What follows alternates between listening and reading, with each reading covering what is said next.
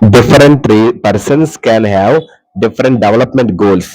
Support the statement with an example.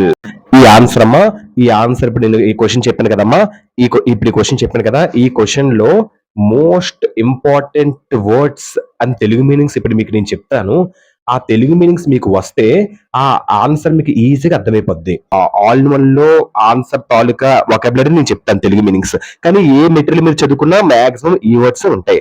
So ఈ words మీకు తెలిస్తే తెలుగు మీనింగ్ ఇంకా ఈజీగా ఆ ఆన్సర్ అర్థమైపోద్దు, క్లారిటీ అనేది మీకు వస్తుంది. టీచర్స్ కి అందరికి ఇది బాగా మీకు యూస్ అవుతుంది. ఓకేనమ్మా, థ్యాంక్ యూ. ఓకేనమ్మా, డిఫరెంట్ డెవలప్మెంటల్ అంటే వివిధ అభివృద్ధి.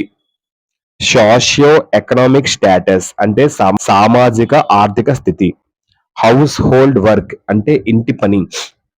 ఇండస్ట్రియలిస్ట్స్ అంటే a person involved in the ownership and management of industry, వాళ్ళు ఇండస్ట్రియలిస్ట్స్ అని అంటారు.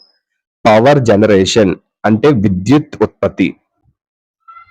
సబ్మెర్స్ అంటే నీటిలో మునుగునట్లు చేయటం. డిస్ప్లేస్ తనది కాని స్థలములో పెట్టడం. కన్సర్న్డ్ అంటే వర్రీడ్ సంబంధిత. అగ్రికల్చరల్ వ్యవసాయం. ఇన్ఫ్రాస్ట్రక్చర్ అంటే basic physical and organizational structure ని ఇన్ఫ్రాస్ట్రక్చర్ అని అంటారు. అఫోర్డబుల్ హెల్త్ కేర్ అంటే రీజనబుల్ అంటే ఆరోగ్య సంరక్షణ, అందరికీ రీజనబుల్ కూడా ఆరోగ్య సంరక్షణ. బిజినెస్ మ్యాన్ వ్యాపారస్తుడు. కన్సర్న్డ్ అంటే సంబంధిత. యాక్సెస్ టు ఫైనాన్స్ అంటే ఫైనాన్స్ యాక్సెస్, ఫైనాన్స్ హెల్ప్ తీసుకోవడం.